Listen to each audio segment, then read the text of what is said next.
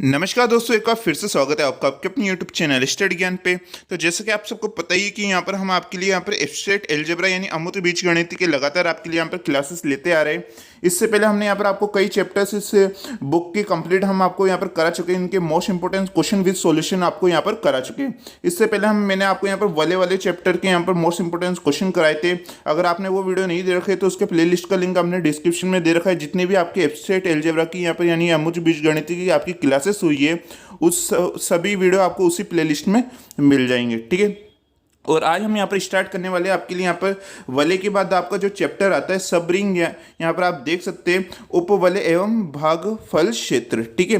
अगर आपने इससे पहले क्लासेस नहीं दे रखी तो उसे जरूर देख लीजिएगा, तभी आज की आपको ये क्लास यहाँ पर समझ में आने वाली है। तो यहाँ पर आप देख सकते हैं सबसे पहले यहाँ पर हम समझते हैं कि उपवलय यहाँ पर होता क्या है, क्योंकि जब तक आप यही नहीं समझेंगे कि यहाँ पर उपवलय होता क्या है आप कैसे यहाँ पर पता लगा पाएंगे। तो यहाँ पर आप देख सकते हैं किसी वलय आर के एक अरिक्त उपसमुच्चय एस को आर का उपवलय यहाँ पर कहते हैं। यदि आर एस की संक्रियाओं के लिए समवर्त हो तथा स्वयं भी इन प्रेरित संक्रियाओं के सापेक्ष एक अवलय हो। अब इसकी क्या क्या कंडीशन होनी चाहिए तभी यहाँ पर आपके ये उपवलय कहलाता है कि प्रत्येक वलय आर के में कम से कम यहाँ पर निम्न दो उपवलय यहाँ पर अवश्य होने चाहिए। एक तो खुद आपका आर यहाँ पर होना चाहिए और एक आपका यहाँ पर शून्य अवयव यहाँ पर होना चाहिए। अगर ये आपका होता है तो ये आपका इन्हें हम क्या कहते हैं, विषम या तुच्छ उपवलय हम यहाँ पर इसे कहते हैं, तथा इनके अतिरिक्त किसी वलय को उचित उपवलय हम यहाँ पर कहते हैं। ये नॉर्मल डेफिनेशन है जो आपके सेक्शन है जिसमें आपके हाफ मार्क्स 1 मार्क्स की आपकी डेफिनेशन पूछी जाती है, तो उसमें आपको काफ़ी यहाँ पर मदद होगी, ठीक है। उसके बाद हम यहाँ पर बात करते हैं एक थ्योरम पे। यहाँ पर आप देख सकते हैं, इसे लगा लीजिए, आप इंपॉर्टेंट लगा लीजिए, मोस्ट इंपॉर्टेंट लगा लीजिए। ये आपके पिछली बार यहाँ पर आपके प्रीवियस ईयर क्वेश्चन पेपर में भी यहाँ पर आपके पूछी गई यूनिवर्सिटी एग्जाम में। यहाँ पर आप देख सकते हैं कि और इस साल भी आने के इसके काफ़ी ज़्यादा चांस है कि किसी वलय आर के एक अरिक्त उपसमुच्चय एस के लिए आर का उपवलय होने हेतु यहाँ पर आवश्यक एवं पर्याप्त प्रतिबंध आपको यहाँ पर निकालना है। क्या निकालना है आपको? आवश्यक और पर्याप्त प्रतिबंध आपको यहाँ पर निकालना है। The necessary and sufficient condition for a non void subset S of R ring R to be a subring of R R, ठीक है। यहाँ पर आप देख सकते हैं। और अभी यहाँ पर आप देखिए कंडीशन क्या है हमारे यहाँ पर। कंडीशन ये है कि आपका ए है वो एस में विद्यमान है, बी भी आपका एस में विद्यमान है, तो ए माइनस बी है, और तथा आपके जो ए बी है वो भी आपके यहाँ पर एस में विद्यमान होगा। अब इस क्वेश्चन को आप लगा लीजिए, मोस्ट इंपोर्टेंट इसलिए मैं आपको बार बार कह रहा हूँ क्योंकि इसी से रिलेटेड आपके जो आने वाली एक दो थ्योरम और अभी हम आपको कराएंगे वो इससे रिलेटेड ही यहाँ पर होने वाली है कि जब भी आपका ए एस में विद्यमान हो, बी एस में विद्यमान हो, तो ए माइनस बी और आपके ए बी ये दोनों ही आपके किसमें, एस में यहाँ पर विद्यमान आपके होते हैं। और इससे अभी हम यहाँ पर प्रूफ भी आपके लिए करके बताने वाले। प्रूफ कैसे करेंगे? सबसे पहले हम यहाँ पर आवश्यक प्रतिबंध निकालते हैं, यानी the condition are necessary condition सबसे पहले हम निकालते हैं। मानते हैं कि जो आपका जो एस है वलय है वो आर का क्या है, आपका उपवलय है। क्या है आपका उपवलय? आर क्या है आपके? आर एक वलय होती है, आप सबको पता है, पिछली वाली क्लास में हमने आपको बताया था। और एस वलय आर का क्या है आपके यहाँ पर? उपवलय होती है, ठीक है। तो अगर ये उपवलय है तो यहाँ पर आपकी ये कंडीशन आपको क्वेश्चन में दे रखी है कि अगर आपका ए एस में विद्यमान है, बी भी आपका एस में विद्यमान है, तो क्या होगा कि यहाँ पर एस ए तो आपका एस में विद्यमान होगा ही, साथ में आपके माइनस बी भी आपका किस में होगा? एस में यहाँ पर विद्यमान होगा। और इसे हम किस प्रकार ले लेते हैं? ए प्लस माइनस बी आपके भी एस में यहाँ पर विद्यमान होगा। अगर इसे हम सॉल्व करते तो क्या आता है? आपके ए माइनस बी आपके एस में यहाँ पर विद्यमान होता है। और यही हमें यहाँ पर एक कंडीशन लानी थी। एक तो लानी थी हमें ए माइनस बी आपका एस में विद्यमान होना चाहिए, और एक साथ में आपका ए बी यहाँ पर एस में यहाँ पर विद्यमान होना चाहिए। और ऐसी अगर आपको ये वाली कंडीशन निकल गई तो इसके थ्रू हम ये भी कह सकते हैं कि अगर आपका ए एस में विद्यमान हो, बी एस में विद्यमान हो, तो ए बी भी आपका किस में विद्यमान होगा? एस में विद्यमान यहाँ पर आपका होगा। तो ये तो हमारा आवश्यक निकल गई कि हमें ये चीज़ें तो यहाँ पर इसको नेसेसरी यानी ये चीज़ें हमें यहाँ पर आवश्यक है। अब हम निकालेंगे कि यहाँ पर हमें ये कंडीशन प्राप्त कैसे करनी है इसकी, ठीक है। तो यहाँ पर पर्याप्त प्रतिबंध निकालेंगे, द कंडीशन आर सफिशियंट निकालेंगे, यानी सफिशियंट कंडीशन निकालने वाले हैं। उसके लिए हम क्या करेंगे कि माना एस आपका के आर का एक अरिक्त उपसमुच्चय, क्या आपके एक अरिक्त उपसमुच्चय है। इसमें क्या होता है कि आपके जो एस है वो यहाँ पर आपके फाई नहीं होता है। क्या नहीं होता? आपका फाई नहीं होता। फाई क्या होता है? आपका अरिक्त उपसमुच्चय, मतलब ये खाली नहीं है आपके, ठीक है। यानी जो उपवलय है वो आपके खाली उपसमुच्चय नहीं है, मतलब इसमें कोई ना कोई तो आपके अवयव विद्यमान जरूर यहाँ पर होगा। ऐसे कंडीशन है तो यहाँ पर एस है वो आर का क्या होता है? आपका उपसमुच्चय होता है। अब यहाँ पर आप देखेंगे ए एस में विद्यमान है, बी भी एस में विद्यमान है, तो a माइनस बी भी आपका किस में होगा, s में विद्यमान होगा, बिल्कुल होगा। अगर आपके a s में विद्यमान है, b भी आपके s में विद्यमान, तो a b भी आपका किस में विद्यमान होगा, s में यहाँ पर विद्यमान होगा। अब इसकी कुछ कंडीशन निकाल लेते हैं। पहले हम निकालेंगे तत्समक यानी आइडेंटिटी। वो कैसे निकालेंगे कि माना कि आपके s a तो s में विद्यमान है, और इस बार क्या होगा कि आपके b की जगह हम मानते हैं कि a आपके एक और आपके a एस में विद्यमान है। तो इस कंडीशन के थ्रू हम कह सकते हैं कि a माइनस ए आपकी किस में विद्यमान हो जाता है, a में विद्यमान हो जाता है, और a माइनस ए आपकी क्या हो जाता है, जीरो हो जाता है। क्या हो जाता है आपके, जीरो हो जाता है। यानी आपके जीरो भी किस में विद्यमान हो जाता है, एस में विद्यमान हो जाता है। इसका मतलब है कि आपकी योज्य तत्समक यानी जो शून्य अवयव है वो भी आपका यहाँ पर एस में विद्यमान होता है। ठीक है, उसके बाद हम निकालते हैं प्रतिलोम निकालते हैं। प्रतिलोम में क्या होगा कि आपके जीरो एस में विद्यमान है, ए एस में विद्यमान है, तो जीरो माइनस ए भी आपका एस में विद्यमान होगा। इससे आप सोल्व करेंगे तो आपके क्या आता है कि माइनस ए भी आपके एस में यहाँ पर विद्यमान है। और हम सब जानते हैं, आपको पहले भी कई बार हमने क्लास में बताया कि प्लस संक्रिया आपके सदैव क्या होती है, क्रम विनय व सहचारी होती है। अभी हमने तत्समक निकाल लिया, प्रतिलोम निकाल लिया, और जो आपकी प्लस वाली संक्रिया है वो आपकी हमेशा क्या होती है, क्रम विनय भी होती है और सहचारी भी होती है, यानी कम्युनिटेटिव भी होती है और एसोसिएटिव भी यहाँ पर आपके होती है। ठीक है, अब निकालेंगे हम यहाँ पर संवरक नियम। क्या निकालेंगे, संवरक नियम निकालेंगे। ये क्या कहता है कि यहाँ पर अगर आपका ए एस में विद्यमान है, बी एस में विद्यमान है, तो यहाँ पर क्या होगा कि ए तो आपके एस में विद्यमान होगा, साथ में आपके माइनस बी भी आपके किस में विद्यमान होगा, एस में विद्यमान होगा। और ये कंडीशन हम सब जानते हैं कि ए माइनस बी आपका किस में विद्यमान होता है, एस में विद्यमान होता है। इस बी की जगह हम क्या ले रहे हैं, यहाँ पर माइनस बी ले रहे हैं। क्या ले रहे हैं हम यहाँ पर, माइनस बी ले रहे हैं, तो हम यहाँ पर इसे माइनस बी यहाँ पर ले लेते हैं। उसके बाद यहाँ पर ये माइनस माइनस आपके क्या हो जाएगा, यहाँ पर प्लस यहाँ पर हो जाएगा, तो ए प्लस बी आपका यहाँ पर एस में विद्यमान हो जाता है। इसके थ्रू हम ये कह सकते हैं कि अगर आपका ए एस में विद्यमान है, बी एस में विद्यमान है, तो ए प्लस बी भी आपका एस में विद्यमान होगा। अगर आपका ए एस में विद्यमान है, बी एस में विद्यमान है, तो ए बी भी आपका किस में विद्यमान होगा, एस में यहाँ पर विद्यमान होगा। तो इसकी कंडीशन क्या है कि आपके जो एस और आपके जितने भी प्लस वाले अवयव है वो आपके क्या होंगे, आपके आबेली ग्रुप होंगे। क्या होंगे, आपके आबेली ग्रुप होंगे, जो कि आप बिल्कुल जानते हैं कि अगर आपके कोई क्वेश्चन यहाँ पर आपके तत्समक भी हो जाता है, सहचारी भी हो जाता है, क्रम विनिमय भी हो जाता है, प्रतिलोम भी हो जाता है, तो वो ऑटोमेटिक आपका क्या हो जाता है, एबिलियन ग्रुप हो जाता है, यानी आबेली ग्रुप यहाँ पर आपके हो जाता है। इसका मतलब है कि एस आपकी क्या है, आर का उपसमुच्चय है। यहाँ पर आप देखेंगे तो अगर आपका R1 निकल के आ जाता है तो R2 और R3, ठीक है, R2 और R3 आपका स्वतः ही क्या हो जाती है, आपकी सिद्ध हो जाती है, यानी प्रूफ आपकी यहाँ पर हो जाती है कंडीशन। तो यहाँ पर आप देख सकते हैं कि फल एस आपका स्वयं क्या है, आपके एक वलय है। आपने अभी यहाँ पर देखा कि जो जितने भी आपके तत्समक आ रहा था, प्रतिलोम आ रहा था, ये सभी कंडीशन वलय की होती है। अगर ये आपका एस वलय है, ठीक है, तो यहाँ पर एस आर की क्या होंगी, यहाँ पर उपवलय भी होगी। अगर ये वलय निकल के आ जाती है तो इसका मतलब है ये उपवलय भी यहाँ पर आपके हो जाती है। ठीक है, तो आपने यहाँ पर ये क्वेश्चन देखा जो कि काफ़ी सिंपल क्वेश्चन था। अगर आप इसके एक दो बार यहाँ पर प्रैक्टिस कर लेते हैं तो। अब बात करते हैं हम यहाँ पर नेक्स्ट क्वेश्चन की, इसे भी लगा लीजिए आप, इंपॉर्टेंट क्वेश्चन इस साल आने के काफ़ी ज़्यादा चांस बनते हैं। इस टाइप के क्वेश्चन यूनिवर्सिटी एग्जाम में काफ़ी ज़्यादा बार पूछे जाते हैं। यहाँ पर आपके क्वेश्चन क्या है, दो उपवलयों का सर्वनिष्ठ भी एक क्या होता है, उपवलय होता है। इसी मोस्ट इंपोर्टेंट लगा लीजिए। इस क्वेश्चन को काफ़ी सिंपल है, अभी हम आपको यहाँ पर कराने वाले हैं। The intersection of two subring is again a subring. ठीक है, तो काफ़ी मज़ेदार क्वेश्चन होने वाला है। यहाँ पर आप देखें तो कि माना S1 और S2 क्या आपकी आर की दो उपवलय, क्या आपकी आर की दो उपवलय, यहाँ पर हमें दे रखा है दो उपवलय। तो हम मान लेते हैं कि एक तो उपवलय आपकी S1 है और एक आपकी S2 है। ये आपकी आर की क्या है, दो उपवलय, यहाँ पर क्या है आपकी दो उपवलय। अब इसमें हम क्या मानते हैं कि आपकी जो जीरो है वो आपका S1 में विद्यमान है और जो जीरो है वो S2 में यहाँ पर विद्यमान है। अगर आपके जीरो S1 में भी विद्यमान होता है, S2 में भी विद्यमान होता है, सबसे पहले हम ये बात कर लेते हैं। यहाँ पर दे रखा है आपको सर्वनिष्ठ। क्या दे रखा है आपको, सर्वनिष्ठ यहाँ पर आपको दे रखा है, यानी इंटरसेक्शन दे रखा है। इंटरसेक्शन का मतलब आप सब जानते हैं, यहाँ पर इसका मतलब इस चिन्ह से हम इसे प्रदर्शित करते हैं। अगर ये यूनियन होता यानी संघ होता तो हम इसे इससे प्रेजेंट करते हैं। आप सबको यह तो पता ही होगा कि इसका मतलब क्या होता है आपके। ठीक है, तो हम यहाँ पर क्या करेंगे, यहाँ पर सर्वनिष्ठ दे रखा है, आपको ये क्वेश्चन में देख लेना है कि यहाँ पर सर्वनिष्ठ दे रखा है या संघ दे रखा है, यानी इंटरसेक्शन दे रखा है या यूनियन दे रखा है। इससे हमारे क्वेश्चन में चेंज यहाँ पर हो जाता है। इससे भी पहले मैंने कई क्लासेस में आपको बता रखा है। तो यहाँ पर आपके क्या होगा कि जो जीरो है वो S1 इंटरसेक्शन S2 में यहाँ पर विद्यमान होगा।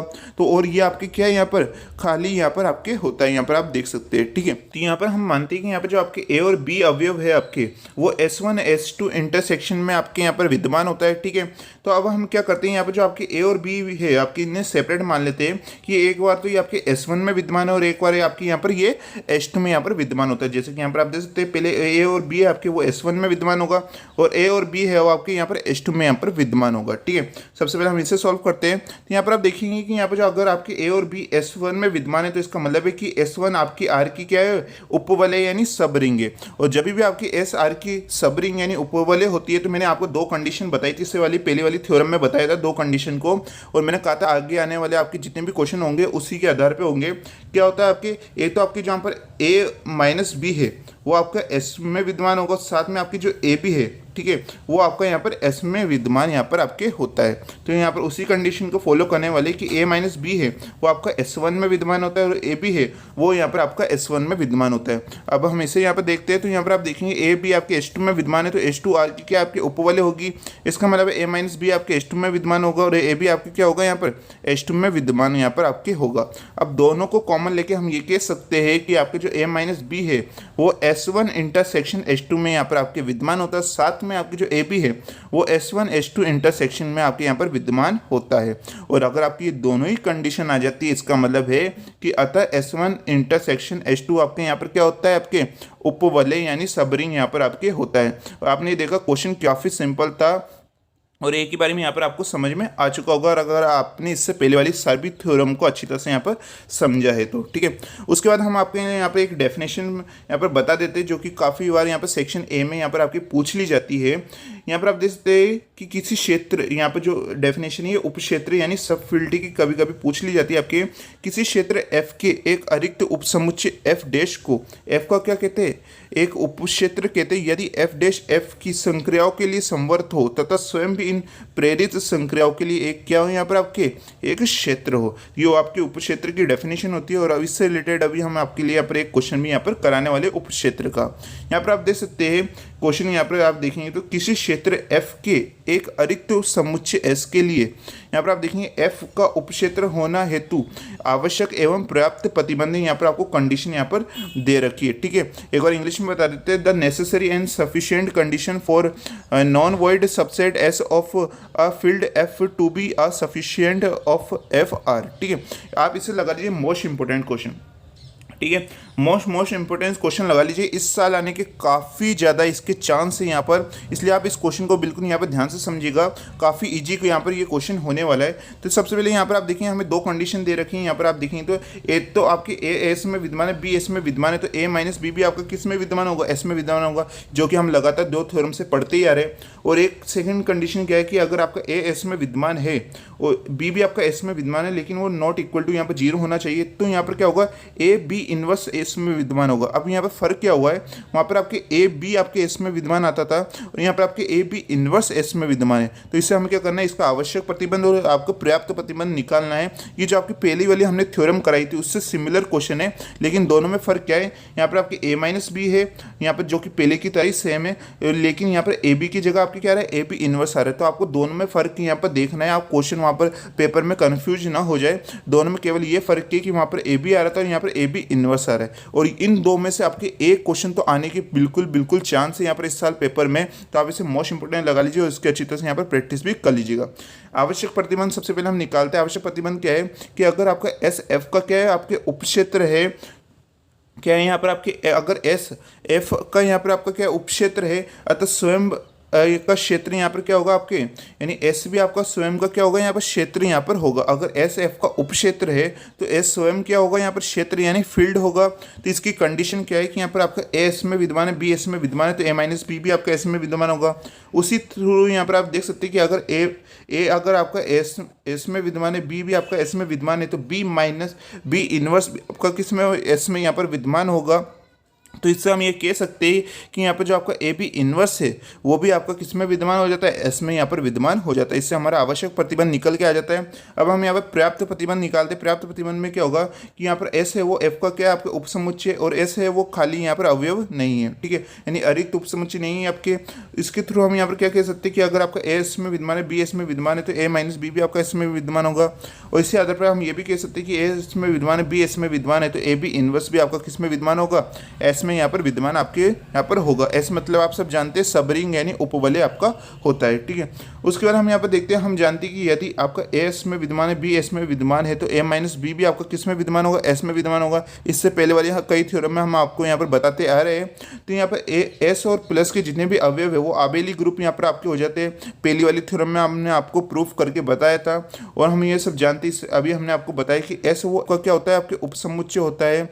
अगर ये एस एफ का उपसमुच्चय है तो एस इंटू के लिए भी क्या होगा, यहाँ पर सहचारी होगा, यानी एस में बंटनता की क्या होती है, आप पर आपके पालना होती है, यानी डिस्ट्रीब्यूशन का यहाँ पर आपकी इसकी पालना यहाँ पर आपके होती है। तो इस क्वेश्चन से हम यहाँ पर समझ सकते हैं कि यहाँ पर आपके जो ए माइनस बी भी आपका एस में विद्यमान होगा और ए बी इनवर्स भी यहाँ पर आपका एस में यहाँ पर विद्यमान होता है। आपने देखा काफ़ी सिंपल क्वेश्चन था यहाँ पर, और इस साल आने के आपके इसके काफ़ी ज़्यादा यहाँ पर चांस बने हैं, ठीक है। उसके बाद हम यहाँ पर बात करते हैं क्वेश्चन पे, इसे आप लगा लीजिए इंपॉर्टेंट, ये आपकी एक दो बार यहाँ पर आपकी यूनिवर्सिटी एग्जाम में यहाँ पर पूछा गया प्रीवियस ईयर क्वेश्चन पेपर में, इसलिए मैंने इस क्वेश्चन को यहाँ पर करा रहा हूँ आपके लिए। यहाँ पर आप देखेंगे तो यदि ए किसी वाले आर का अवयव हो तो सिद्ध कीजिए यहाँ पर आर में ए का प्रस सामान्य एन ए अवयव है, वो आर तो आपका स्मॉल आर आर में विद्यमान होगा। तो यहाँ पर कंडीशन क्या देखिए, इस कंडीशन को देखिए कि ए आर इक्वल टू क्या होगा, यहाँ पर आपके आर ए होगा। यहाँ पर आप देखेंगे, ठीक है, यानी क्रम विनय की पालना कर रहे हैं।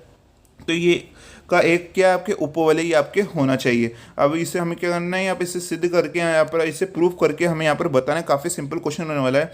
आप सब जानते हैं कि ए ई इक्वल टू क्या होता है, आपके ई ए होता है। ये मैंने आपको तत्समक की कंडीशन आपको बता रखी थी, अगर आप लगातार हमारी क्लासेस यहाँ पर देखते आ रहे हैं तो ए ई इक्वल टू क्या होता है, यहाँ पर आपके ई ए होता है। तो इससे हम यहाँ पर कह सकते हैं कि जो ई है आपके वो एन ए अवयव, जो आपका ये पूरा एन ए अवयव है, इसमें क्या है आपके यहाँ पर विद्यमान है। अगर इसके ई अगर आपका जो तस्मक है एन ए अवयव में आपका विद्यमान होता है तो हम कह सकते हैं कि जो आपका एन ए अवयव है वो खाली यहाँ पर नहीं है, यानी अरिक्त उपसमुच्चय आपके नहीं है, ठीक है। अब हम यहाँ पर दो अवयव मान लेते हैं, एक तो एक्स मान लेते हैं और एक वाई मान लेते हैं। इससे हम क्या एन ए में आपके विद्यमान होते हैं, क्या होते हैं आपके एन ए में विद्यमान होते हैं। तो इससे हम एक कंडीशन मानते हैं कि यहाँ पर जो आपके ए एक्स है वो आपके इक्वल टू ए एक्स यहाँ पर आपके हो जाता है। यानी आपकी जो ये कंडीशन थी ए इक्वल टू ई ए, यहाँ पर आप देखेंगे इस वाली कंडीशन में हम इस ई की जगह क्या मान लेते हैं, एक्स मान लेते हैं, और इस ई की जगह भी हम क्या मान लेते हैं, एक्स यहाँ पर हम मान लेते हैं। तो यहाँ पर आप देखेंगे इस ई की जगह हमारे एक्स आ जाता है, यहाँ पर भी ई की जगह एक्स आ जाता है। तो ए एक्स इक्वल टू आपके एक्स है, यहाँ पर आपके आ जाता है, आप देख सकते हैं।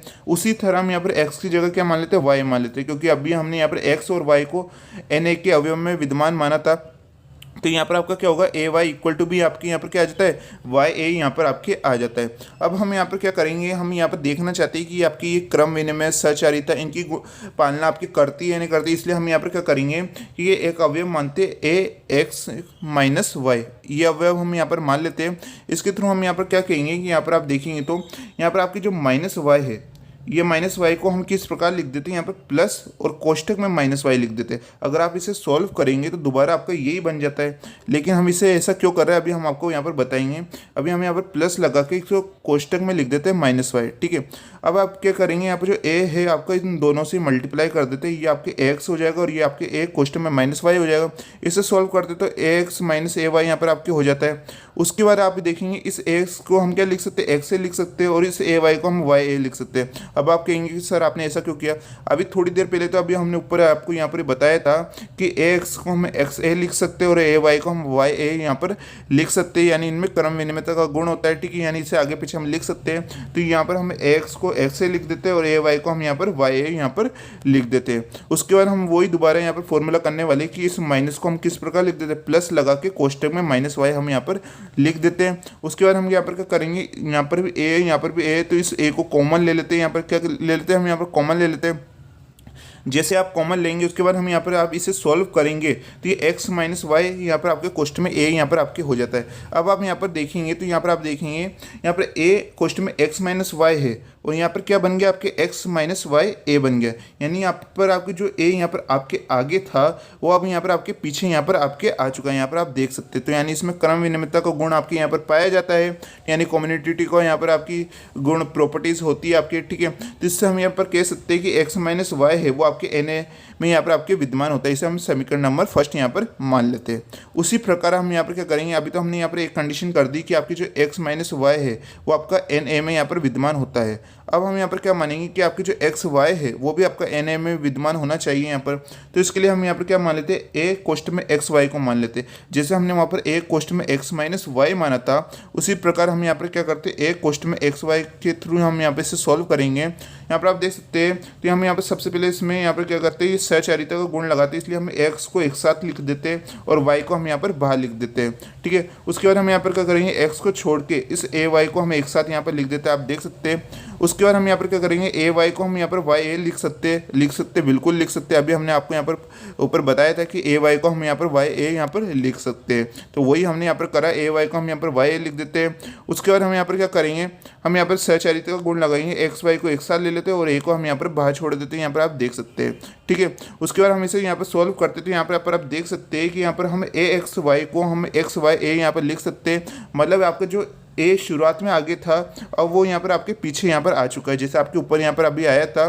ठीक है, तो इसका मतलब इसमें भी यहाँ पर क्रमनिरता का गुण होता है, तो हम यहाँ पर कह सकते हैं कि आपका जो एक्स वाई है वो भी आपका यहाँ पर एम में यहाँ पर विद्यमान होता है। अब आप यहाँ पर देखेंगे समीकरण, ये फर्स्ट थी, ये सेकंड थी, तो फर्स्ट और सेकंड से हम यहाँ पर कह सकते हैं कि आपका अगर आपका एक्स वाई आपके एन ए में विद्यमान होता है तो एक्स माइनस वाई भी आपका एन ए में विद्यमान होगा, और साथ में आपके एक्स वाई भी क्या होगा, एन ए में यहाँ पर आपके विद्यमान होगा। और अगर ये दोनों ही कंडीशन आपकी आ जाती है तो इसका मतलब है कि यहाँ पर एन ए है आपका, वो आर का क्या होता है, उपवलय यहाँ पर आपका होता है। ठीक है, तो आज की आपने पूरी क्लास में बस यही समझा है, यहाँ पर आप देखेंगे तो, और इसी के आधार पे आप यहाँ पर सभी क्वेश्चन कर सकते हैं आपकी बुक के आधार पे। यहाँ पर कि अगर आपकी यहाँ पर एस आर का उपवलय है तो यहाँ पर हम कह सकते हैं इसकी दो ही कंडीशन होती है, एक तो आपके ए माइनस बी आपका एस में विद्यमान होता है, साथ में जो आपके ए बी है यानी ए बी इंटू वो भी आपका एस में यहाँ पर विद्यमान हो चाहिए। इस वाले क्वेश्चन में आपके क्या था, ए की जगह आपको एक्स दे रखा था, बी की जगह वाई दे रखा था, यहाँ पर भी ए की जगह एक्स और बी की जगह वाई, यहाँ पर ए और बी ना मान के आपको एक्स वाई यहाँ पर मान रखा था इस वाले क्वेश्चन में। ठीक है, और वही हमारे यहाँ पर थ्योरम यहाँ पर भी आपकी प्रूफ आपको करनी थी, और दोनों ही जैसे आपने कंडीशन प्रूफ करी तो ये आपका उपवलय यानी सबरिंग निकल के आ चुका है। तो आपने यहाँ पर आज के क्वेश्चन देखे। अब हम आपको यहाँ पर कुछ यहाँ पर डेफिनेशन बता देते हैं जो कि आपके सेक्शन ए में काफ़ी बार पिछले सालों में यहाँ पर पूछी गई है। पहली आपके यहाँ पर रिंग समाकारिता यानी वलय समाकारिता का, इसकी डेफिनेशन क्या होती है, किसी वलय आर से वलय आर डैश पर एक पति चित्रण यहाँ पर आपका एफ वलय रिंग समाकारिता कहलाती है। रिंग समाकारिता की जगह आपका वलय समीकारिता भी लिखा हुआ आ सकता है। ठीक है, और इसकी दो कंडीशन क्या होती है कि अगर आपका F A plus B equal to क्या होता है, आपका फलन ए और फलन प्लस फलन बी यहाँ पर आपके होता है। उसी प्रकार अगर आपके इनटू में आ जाए कि फलन ए बी आपके हो जाए तो हम इसे कह सकते हैं फलन ए और आपका फलन बी यहाँ पर आपका हो जाता है। ठीक है, उसी अनुसार आपने यहाँ पर एक और डेफिनेशन है जो कि कई बार आपकी यूनिवर्सिटी में पूछी गई है, अभाज्य क्षेत्र यानी प्राइम फील्ड की। वो क्या होती है कि यदि किसी क्षेत्र एफ का कोई उचित क्षेत्र विद्यमान नहीं होता तो उससे हम क्या कहते हैं, अभाज्य क्षेत्र कहते हैं, यानी प्राइम फील्ड यहाँ पर कहते हैं। तो इस प्रकार आपके जितने भी उपवलय से इंपॉर्टेंस क्वेश्चन बनते हैं वो अभी हमने आपको यहाँ पर करा दिए। अब बात करते हैं हम यहाँ पर नेक्स्ट क्लास में हम यहाँ पर बात करेंगे आपका मोस्ट इंपॉर्टेंट आपका चैप्टर होने वाला है गुणजावली एवं विभव रिंग, और इसमें से कई क्वेश्चंस आपकी यूनिवर्सिटी एग्जाम में पूछे जाते हैं, जैसे कि यहाँ पर आप देख सकते हैं। इसे हम यहाँ पर अगले क्लास में यहाँ पर आपके यहाँ पर बताने वाले गुणजावली, इसके कई क्वेश्चन भी हम आपको यहाँ पर नेक्स्ट क्लास में यहाँ पर कराने वाले। तो आप बस हमारे साथ यहाँ पर नेक्स्ट क्लास में बने रहेगा। ये क्लास आपको कैसी लगी प्लीज़ कमेंट करके जरूर बताइएगा। अगर तब भी आपको कोई डाउट कोई क्वेश्चन रह गया हो तो भी आप हमसे कमेंट बॉक्स में पूछ सकते हैं। और ऐसे ही यहाँ पर स्टडी मटेरियल के लिए इस चैनल स्टडी ज्ञान को सब्सक्राइब करना ना भूलें। तो मिलते हैं नेक्स्ट वीडियो में।